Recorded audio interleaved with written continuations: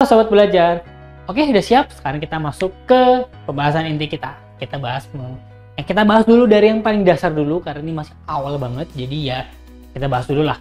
Ada apa sih besaran-besaran yang ada di gerak melingkar? Ada apa aja? Oke.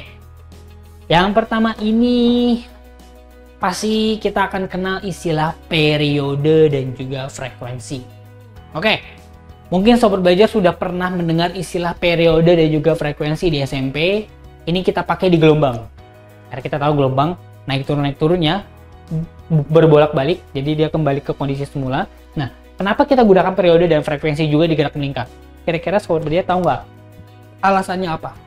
Ya, kita tahu kenapa kita gunakan juga di gerak melingkar, karena coba deh sobat belajar lihat lingkaran seperti apa.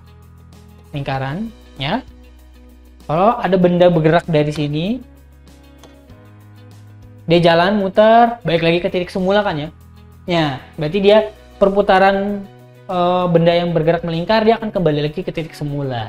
Jadi dia bisa kita bisa gunakan istilah frekuensi dan juga periode. Jadi frekuensi itu apa sih? Yaitu jumlah putaran tiap satuan waktu. Misalkan 5 putaran per detik. Berarti setiap 1 detik dia menempuh 5 putaran. Biasanya ini kita sebut sebagai 5 Hz. Ya, istilah frekuensinya. Sekarang atau jumlah putaran per detik ya. Jadi frekuensi itu adalah jumlah putaran per detik, per 1 detik.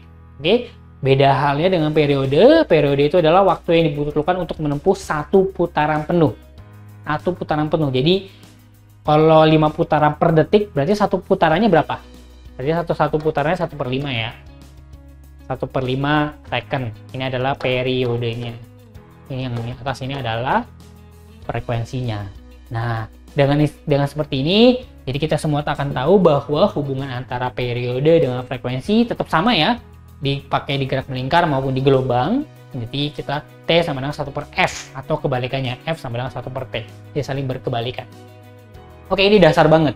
Ya, nanti kita akan gunakan besaran ini, periode dan juga frekuensi di gerak melingkar. Oke, sekarang sama halnya seperti kita berbicara atau membahas mengenai gerak lurus ya. Ketika kita ingin belajar gerak lurus berubah beraturan misalkan, atau gerak lurus yang beraturan dulu ya, kita akan kenal adanya perpindahan jarak ya. Aku dari sini gerak lurus, aku ada perpindahan jarak dari sini ke titik ini ya, berarti ada perpindahan jarak. Dan juga aku bergerak juga dengan ada kecepatannya tertentu.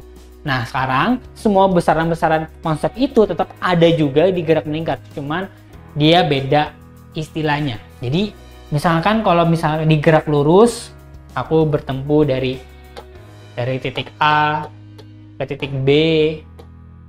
Ini ada jaraknya kan, aku sebut sebagai S misalkan. Nah, di gerak melingkar, perpindahan jarak itu kita sebut sebagai perpindahan sudutnya. Karena dia berputar kan ya, jadi perpindahan jaraknya di sini kita pakai sebagai perpindahan sudutnya. Jadi dalam sistem internasional atau satuan SI, perpindahan sudut memiliki satuan radian atau rad. Ya, radian atau rad. Nah, radian, satu radian berapa derajat? Yaitu 180 derajat per pi radian. Jadi pi radian, kalau kita punya dia berpindah sejauh pi, berarti sama dengan 180 derajat ya, seperti itu. Jadi satuan radian ya, radian itu satuan sudut ya. Oke, jadi kalau misalkan suatu benda berputar 90 derajat, berarti dia berpindah sejauh 1,5 pi rad ya, seperti itu. Pi itu 180 derajat ya, pi radian itu 180 derajat. Oke, jadi seperti itu. Nah, ini adalah perpindahan sudut yang sangat dasar. Oke, selanjutnya kita akan, oh ya, tadi aku belum bahas yang ini ya. Oke, aku belum bahas yang ini.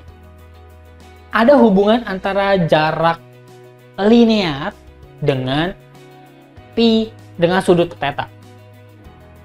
Hubungannya dari mana?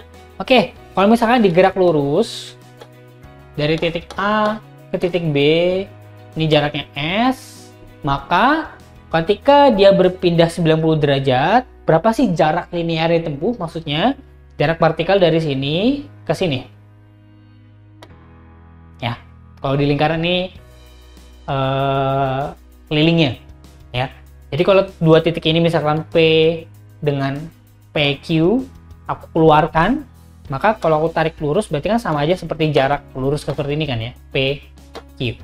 Nah, jarak dari sini biasanya X, jadi hubungan antara sudut dengan perpindahan jarak tempuhnya, jarak lintasannya itu berarti S per R, atau jarak tempuh linearnya sama dengan theta dikali jari-jari dari lintasannya. Ya, jadi jarak tempuh lintasan sama dengan sudut putarannya dikali dengan jari-jari lintasannya. Ya, jadi sempat kelewat aku bahas ini. Oke, jadi seperti itu. Ya, ini dasar. Nanti kita akan pakai lagi di gerak melingkar beraturan, bahkan di gerak melingkar berubah beraturan. Ini konsepnya dulu ya.